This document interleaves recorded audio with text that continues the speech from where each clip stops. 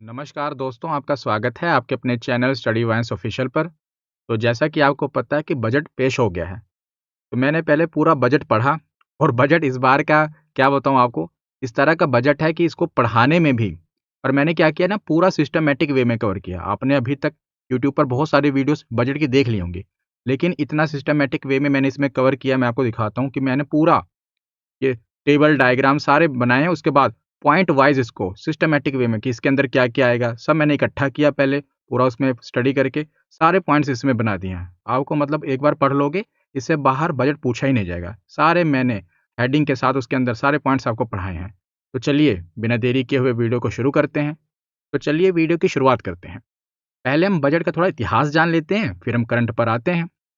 तो बजट जो शब्द है, बजट, इस शब्द की जो उत्पत्ति हुई है ना, वो फ्रेंच शब्द बुजेट से हुई है। बुजेट से ये शब्द बना है बजट। तो बुजेट का मतलब क्या होता है? बुजेट का मतलब होता है छोटा चमड़े का थैला। तो बुजेट का मतलब होता है लेदर बैग। तो इसे लेदर बैग क्यों कहते हैं? मतलब बुजेट का मतलब तो लेदर बैग है, पर ये बजट क्यों बन गया? तो देखिए, इसके पीछे एक तथ्य है कि इंग्लैंड के जो प्रथम प्रधानमंत्री थे, रॉबर्ट वॉलपोल, इन्होंने अपना जब मतलब कि चलाने के लिए अपना राज्य चलाने के लिए बजट की तरह, उस समय बजट शब्द तो था नहीं, तो कुछ दस्तावेज निकाले थे जो कि एक चमड़े के थैले से निकाले थे।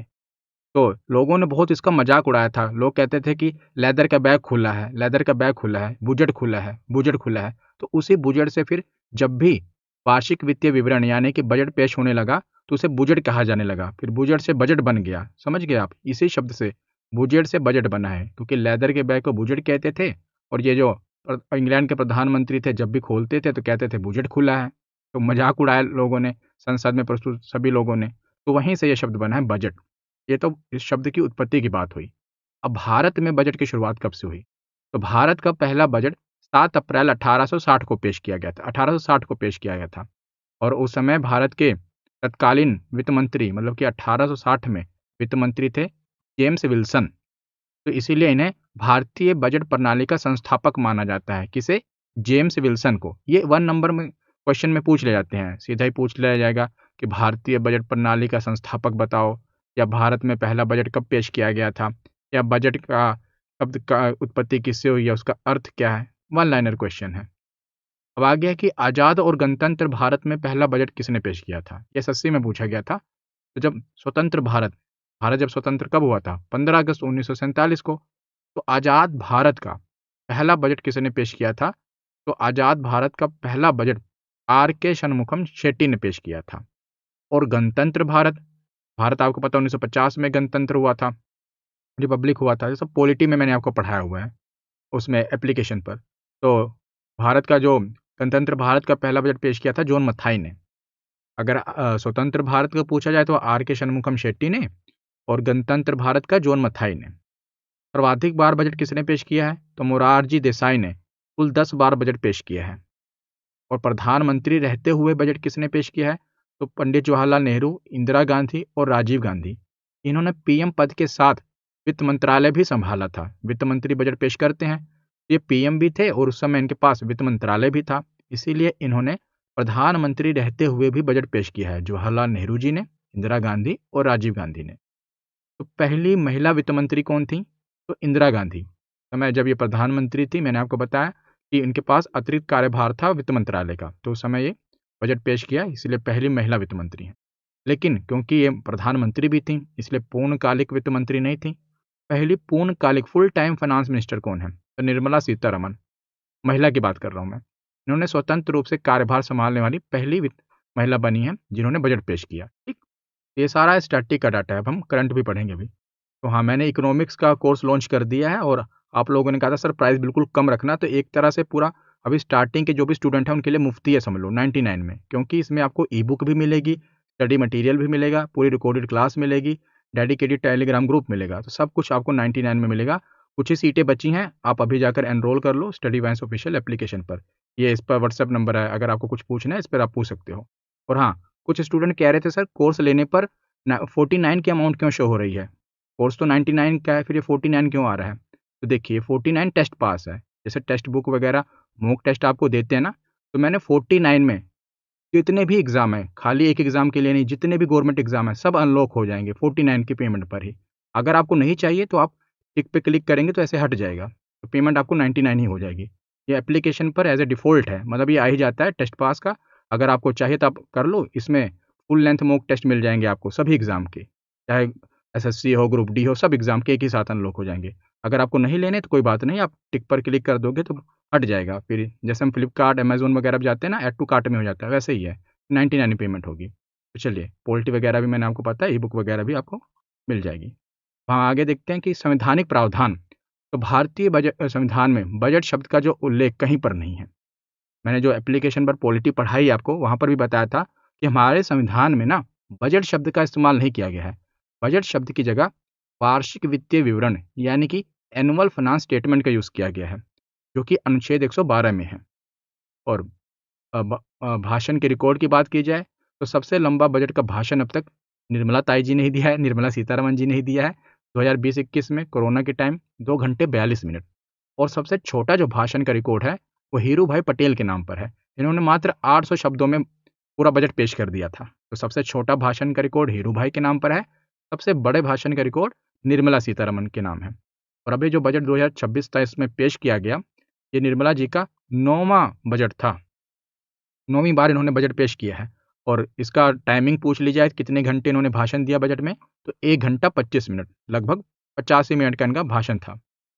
आगे चलें?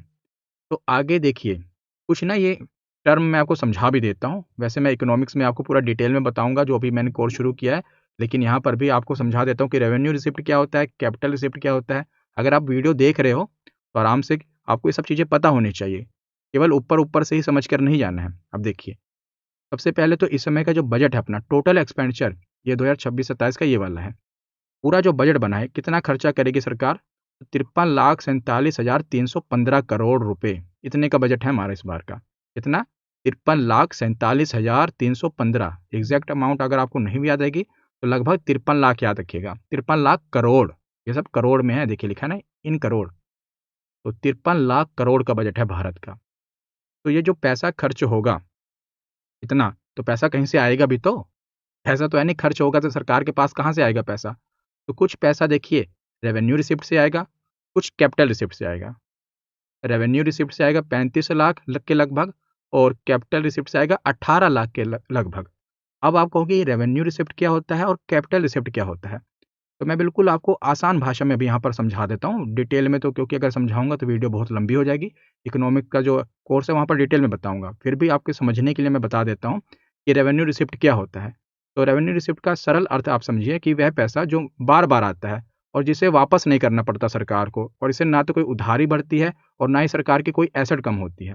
जैसे आप अगर आप समझो तो आपकी सैलरी है, अगर आपको जॉब लगेगी तो आपकी सैलरी आएगी ना, तो जो बार-बार सैलरी आएगी हर महीने, उससे आपकी कोई उधारी तो नहीं बढ़ रही है। आपको सैलरी किसी को देनी तो नहीं कि हाँ चुकानी पड़ेगी, नहीं। उसी प्रकार सरकार को कैसे इनकम होती है? इनकम टैक्स से, जीएसटी से, सरकार की फीस जो गवर्नमेंट फीस लगती है, वो सरकार की इनकम है, तो वो होती है रेवेन्यू रिसिप्ट, समझ गए?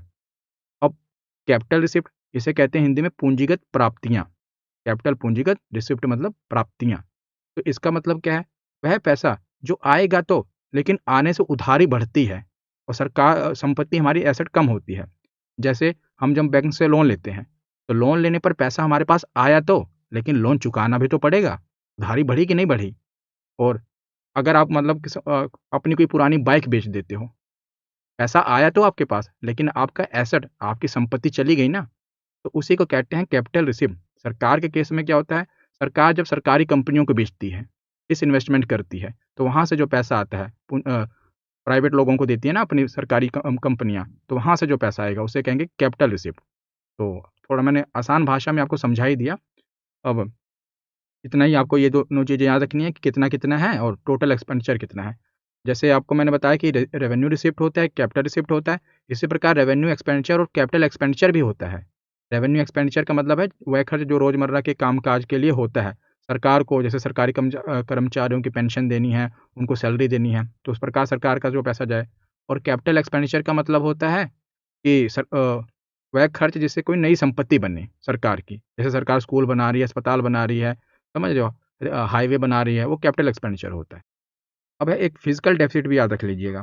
फिजिकल डेफिसिट और प्राइमरी डेफिसिट, ये भी मतलब पूछ लिया जाए अगर आपसे, फिजिकल डेफिसिट वह होता है कि जब सरकार की जो कुल कमाई होती है ना उधारी को छोड़कर, और उनका जो कुल खर्चा होता है सरकार का, उसके बीच का अंतर होता है ये। मतलब अभी आपको ऐसे समझा रहा हूँ। फिजिकल डेफिसिट होता है जैसे टोटल एक्सपेंडिचर, ठीक, माइनस टोटल रिसिप्ट कर दिया जाए। ये अर्थशास्त्र की भाषाएं हैं तो थोड़ा आपके लिए डिफिकल्ट हो रहा होगा, समझ रहा हूँ मैं, लेकिन इसको मैं बहुत आसान भाषा में पढ़ाऊंगा। तो टोटल एक्सपेंडिचर में से जब टोटल रिसिप्ट को कम कर दिया जाता है ना, तो उसी को कहते हैं फिजिकल डेफिसिट। और जो प्राइमरी डेफिसिट होता है, यह बताता है कि इस साल में असली खर्चों के लिए कितनी उधारी चाहिए। मतलब कि अगर हम पुराने खर्चे और ब्याज ना जोड़ें तो सरकार मौजूदा प्रदर्शन को दिखाता है। असल में ये प्राइमरी डेफिसिट, ये सरकार का लक्ष्य इतना होगा। तो चलिए, ये तो आपने समझ लिया। ये बस मैंने यहाँ पर सब वही आंकड़े लिख दिए हैं। राजकोषीय घाटा जो है ना, सरकार कह रही है इस बार जीडीपी का 4.3% रहेगा। ये जितना कम रहता है उतना ही सही रहता है। इतना लक्ष्य है, लेकिन जो लक्ष्य होता है वो हरदम पूरा नहीं करती सरकार, लगभग बढ़ ही जाता है, लेकिन इतना लक्ष्य रखा गया है। और 53.5 लाख करोड़ का हमारा बजट है इस बार का। अब देखिए, ये रुपीज़ कम फ्रॉम का मतलब है कि जो इस बार का बजट बना है उसमें अगर 1 रुपये का बजट है, अगर सरकार के पास 1 रुपया आता है ना, तो 1 रुपये में से कितना पैसा कहाँ से आता है? तो देखिए, 1 रुपये में सबसे ज़्यादा 24%, यानी कि 24 पैसा समझ लीजिए। अगर 1 रुपया सरकार के पास आ रहा है तो उसमें से 24 पैसा सरकार उधार लेती है, बोरोइंग एंड लायबिलिटी। तो समझ रहे हो, 1 रुपये में 24 पैसा तो सरकार उधार ही लेती है।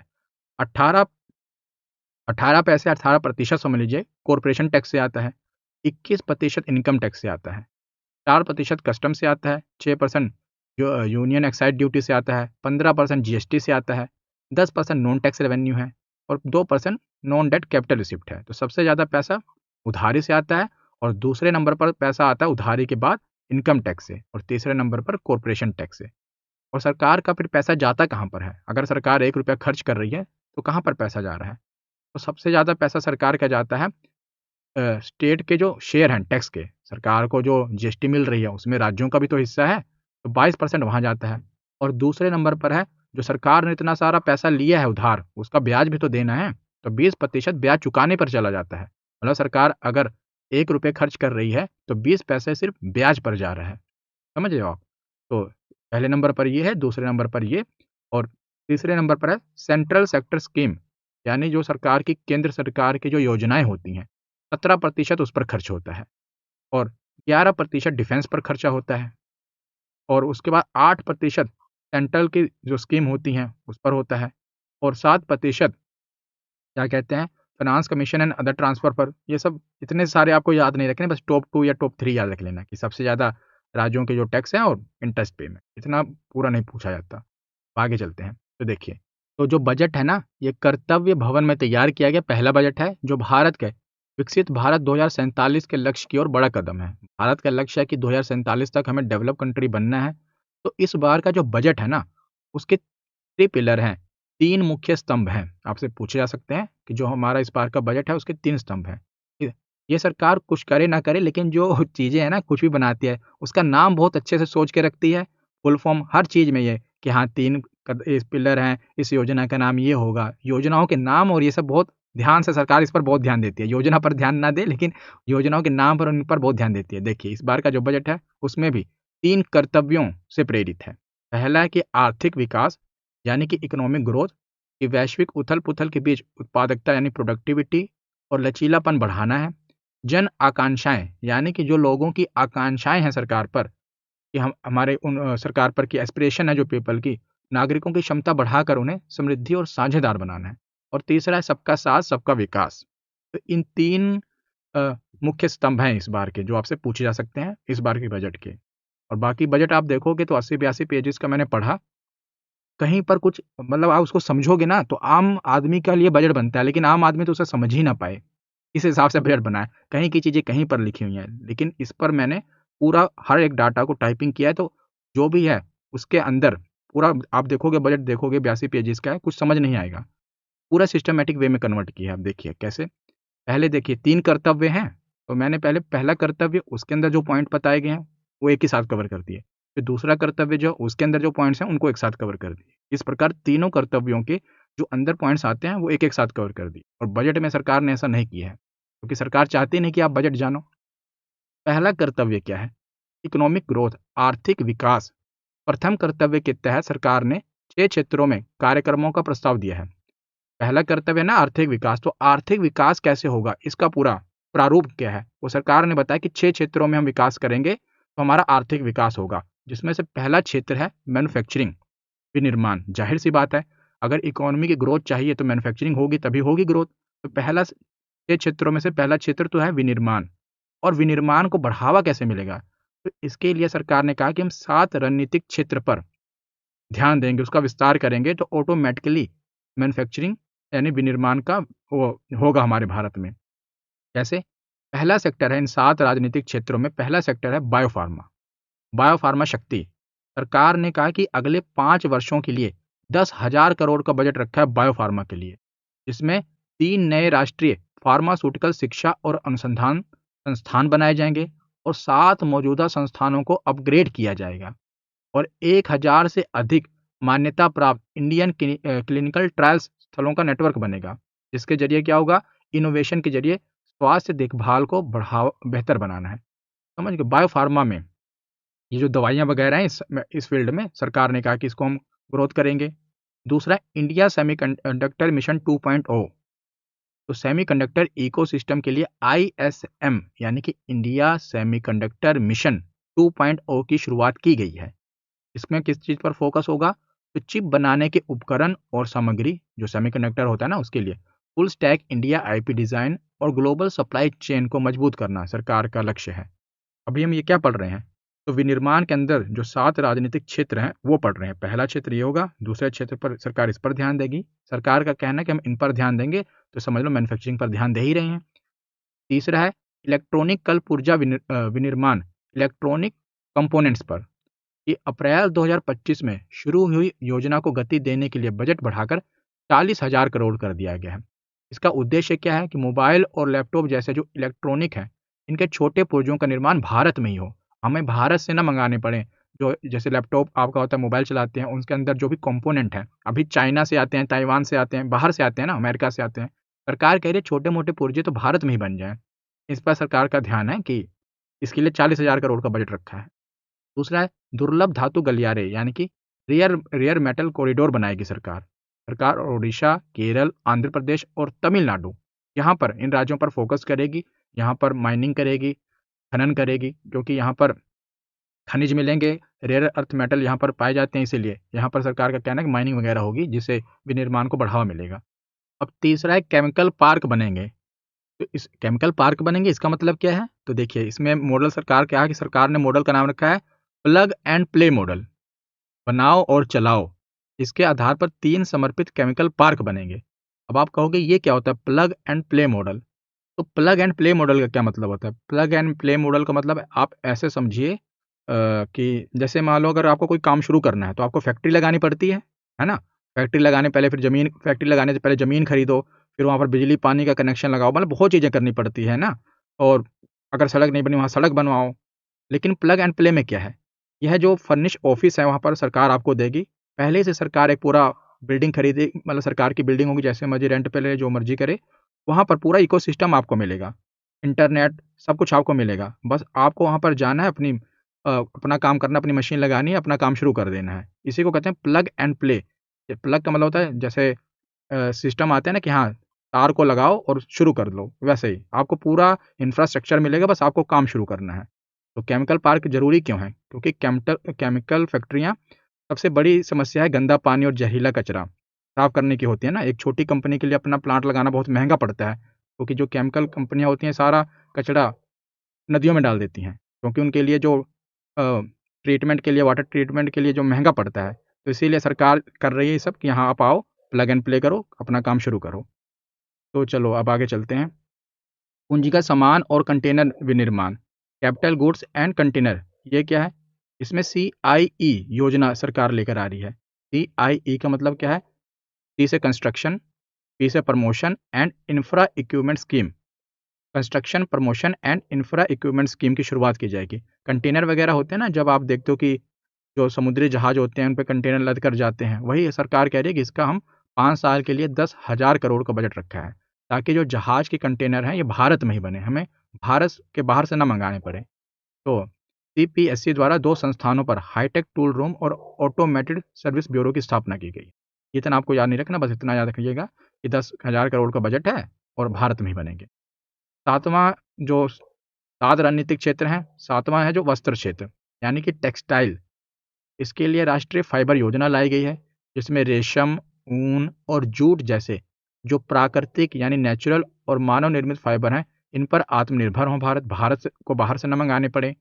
Mega textile park challenge mode में बड़े टेक्सटाइल पार्कों की स्थापना की जाएगी।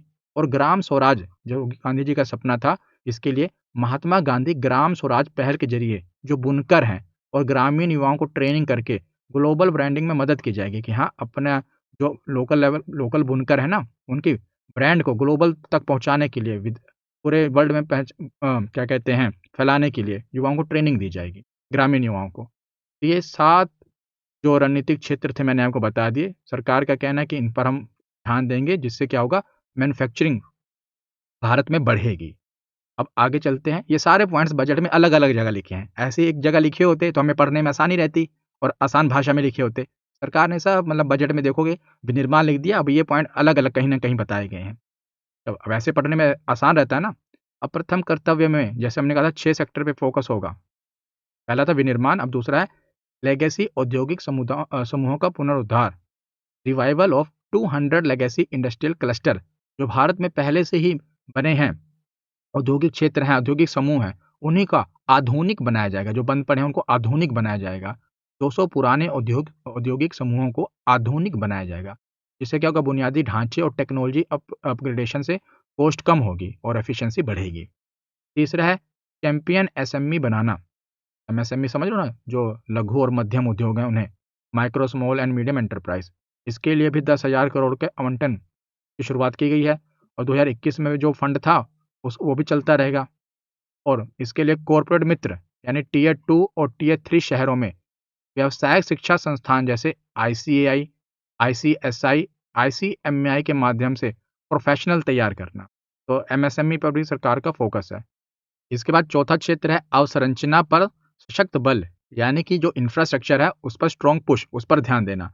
इसीलिए सरकार कैपेक्स पर कितना खर्चा कर रही है, 12.2 लाख करोड़ रुपए का खर्चा कर रही है। कैपिटल एक्सपेंडिचर मैंने आपको बताया ना, मतलब कि हाईवे बनाना, क्या कहते हैं, अस्पताल बनाना, इन सब चीज़ों को कैपिटल एक्सपेंडिचर कहते हैं। 12.2 लाख करोड़।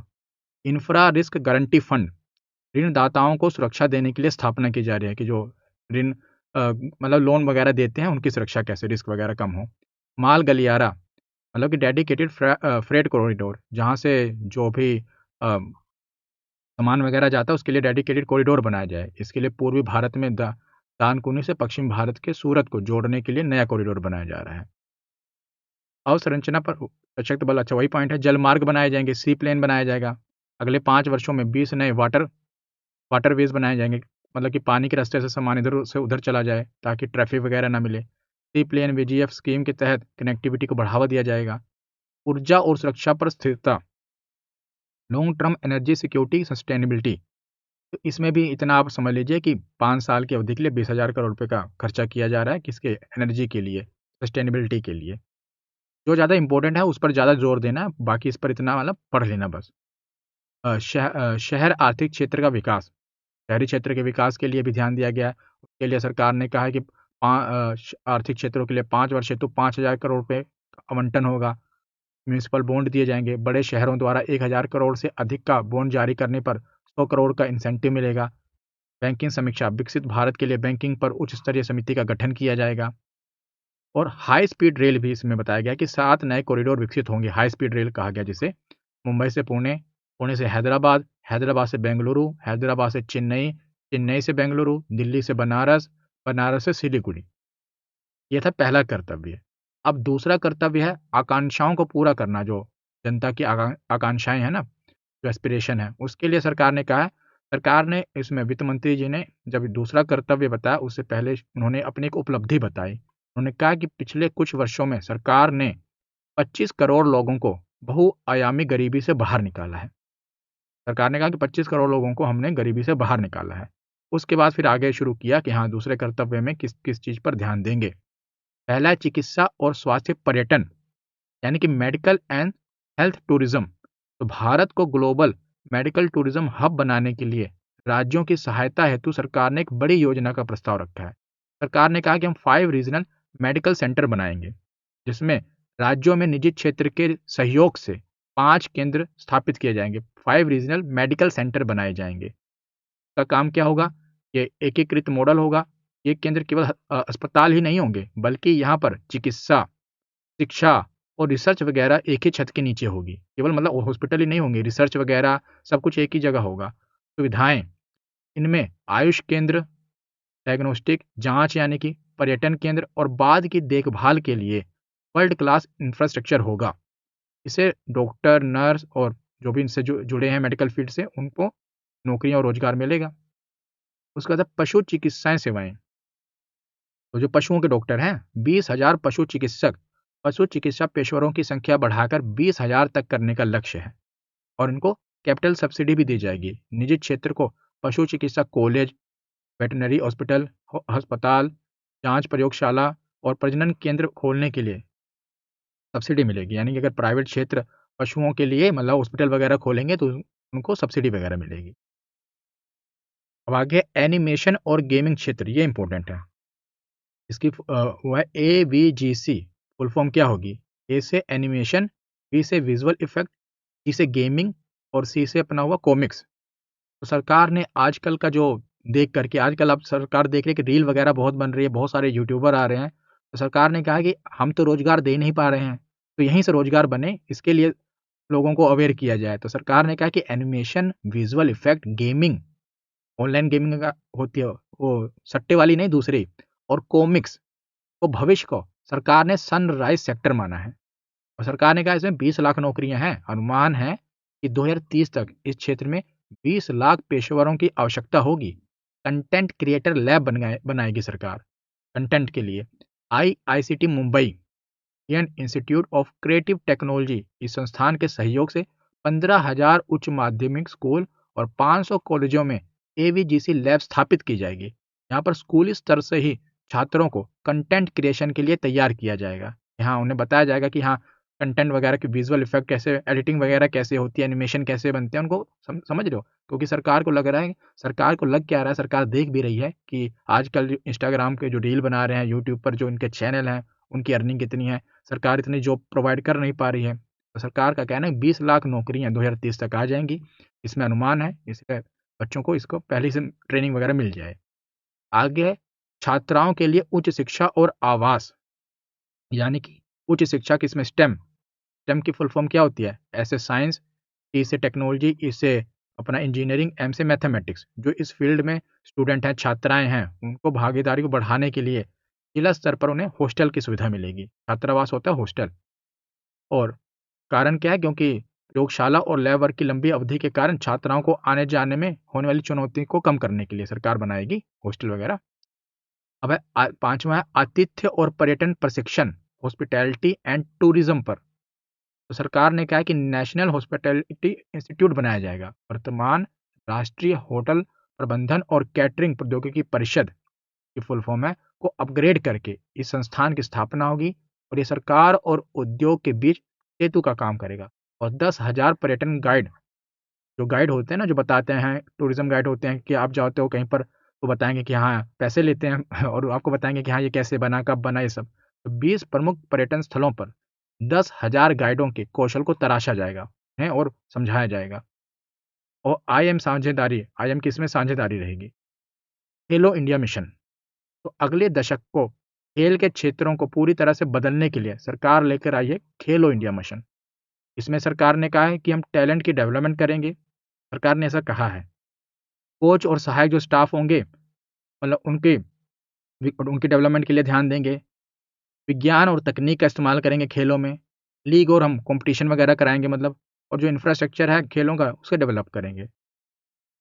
चलिए आगे देखते हैं।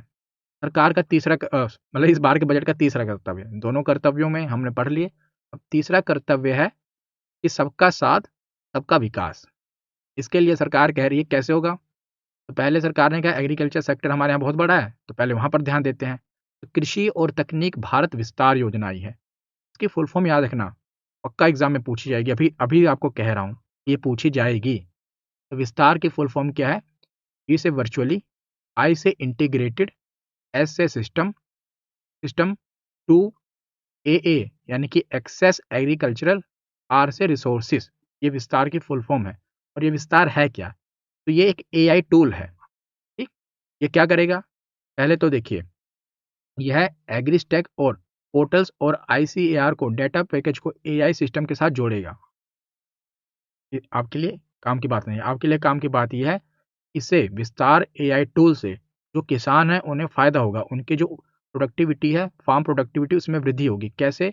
ये AI के द्वारा, जैसे किसी फसल में कोई रोग लग गया है, कुछ कोई बीमारी होने वाली है, फ़ोटो खींच के डालो, सब समझाएगा कि कौन सी दवाई का इस्तेमाल करना है, क्या छिड़काव करना है, समझ रहे हो? AI के द्वारा। और हाँ, ये आपकी लोकल भाषा में आपको समझाएगा। अगर आपकी लोकल भाषा भोजपुरी है, हरियाणवी है, तो आपकी भाषा में आपको समझाएगा। क्योंकि किसान इतने, हर जो किसान है उतने पढ़े लिखे नहीं है, तो उनकी लोकल भाषा में। तो किसानों को सटीक निर्णय लेने के लिए कस्टमाइज़ एडवाइज़री सपोर्ट भी मिलेगी। कि हाँ, आपको इस खेत में क्या बीज बिजाई करोगे, किसकी फसल अच्छी होगी, इसने मतलब समझ रहे हो? एक तरह से AI आपकी हेल्प करेगा किसानों की, जिससे क्या होगा, खेतों में जोखिम, रिस्क कम होगा। योजना है भारत विस्तार। भारत तो आप समझ ही गए, और विस्तार की फुल फॉर्म मैंने आपको बता ही दी। दूसरा है, मैंने कहा ना सरकार जो है, देखिए अब यहाँ पर क्या विस्तार, अब यहाँ पर देखिए स्मार्ट होता है ना, स्मार्ट, तो सरकार महिलाओं के सशक्तिकरण के लिए आई है शी मार्ट। नाम बड़े ध्यान से रखते हैं। सरकार के जो भी मतलब कर्मचारी वगैरह हैं, उनको बस यही काम दिया गया कि नाम अच्छे से रखो भाई। योजना चाहे चले ना चले, नाम अच्छे होने चाहिए। तो यहाँ शी मार्ट, स्मार्ट की जगह शी मार्ट आ गया है। तो लखपति दीदी कार्यक्रम, लखपति दीदी सरकार का लक्ष्य था, आपको पता ही होगा। तो उसी तरह उसकी भारी सफलता, सरकार का कहना है कि उसमें हमें भारी सफलता मिली है। उसके बाद महिलाओं को हम एंटरप्रेन्योर बनाने के लिए लाए हैं शी मार्ट। शी मार्ट में क्या होगा? पहले तो शी मार्ट की फुल फॉर्म देख लो। सेल्फ हेल्प, उसके बाद एंटरप्रेन्योर मार्ट्स, इसकी फुल फॉर्म है। इसमें क्या होगा? ये कम्युनिटी ओन्ड रिटेलर आउटलेट होंगे, यानी कम्युनिटी को आउटलेट मिलेंगे। जैसे आप सुनते हो ना डी मार्ट, जाते हो वहाँ पर सब क्या मिलता है, डी मार्ट वगैरह सुना ही होगा आपने, जाके शॉपिंग वगैरह करते हो। वैसे ही इनके आउटलेट वगैरह होंगे, जिनसे इनको एंटरप्रेन्योर महिलाओं को बनाने में फ़ायदा होगा। मतलब महिलाएं एंटरप्रेन्योर बनेंगी, ये सब है। अब तीसरा पॉइंट है मानसिक स्वास्थ्य और ट्रॉमा केयर, यानी कि mental health and trauma care. तो सरकार ने कमजोर समूह के स्वास्थ्य सशक्तिकरण के लिए बड़ी घोषणाएं की हैं। सरकार का कहना है कि नियमंस 2 बेंगलुरु के निहमांस की तर्ज पर निहमांस 2 की स्थापना की जाएगी। अब आपने निहमांस ही नहीं सुना होगा, सरकार निहमांस 2 लेकर आ गई है। तो वित्त मंत्री ने ना अपने भाषण में इसके बारे में 2 बार बोला, निहमांस 2 के बारे में 2 बड़ी बातें कही थी। तो निहमांस वैसे है क्या? पहले तो आपको यही पता होना चाहिए। तो निहमांस का अगर हम फुल फॉर्म बताऊँ तो नेशनल, यहाँ पर देखिए एन से नेशनल है, आई से इंस्टीट्यूट, ठीक? एम से गेस करो क्या होगा? एम से है मेंटल, एच से क्या होगा? Health, mental health. उसके बाद आगे क्या है? ए, तो मेंटल हेल्थ एंड, ए से एंड, एन से क्या है? न्यूरो, न्यूरो मतलब समझो ना, न्यूरो साइंस होती है, न्यूरो मतलब तंत्रिकाएं जो होती हैं, और एस से वही है साइंस। तो फुल फॉर्म क्या है? National institute of mental health and neuro science, ये इसकी फुल फॉर्म है। इसी की तर्ज पर का काम क्या, ये क्या काम करती है वैसे ये निमांस? तो ये एक प्रमुख संस्थान है निमांस। ये जो अपना मेंटल हेल्थ है ना, और अपना ब्रेन और नसों से जुड़ी जो भी बीमारियां हैं उसके इलाज में इनका रहता है। इसका जो मुख्य कैंपस है वो कर्नाटक के बेंगलोर में है। हाँ, वहाँ पर कर्नाटक के बेंगलोर में है। Ministry of health family welfare के द्वारा अंदर ये काम करता है। इसकी खासियत यही है कि ये, इसको एक इंस्टीट्यूट का दर्जा प्राप्त है निमांस को। यहाँ न केवल मरीजों का इलाज होता है, बल्कि डॉक्टरों को ट्रेनिंग भी दी जाती है। इसी की तर्ज पर सरकार कह रही है निमांस 2 की स्थापना की जाएगी। और रांची और तेजपुर को राष्ट्रीय मानसिक स्वास्थ्य संस्थानों के रीजनल एपेक्स इंस्टीट्यूशन के रूप में अपग्रेड किया जाएगा। उसके बाद फोर्थ पॉइंट है पूर्वोदय और उत्तर पूर्व का विकास, यानी कि भारत का जो, जितना भारत में पश्चिम का विकास हुआ है, उतना पूर्व का विकास नहीं हुआ है।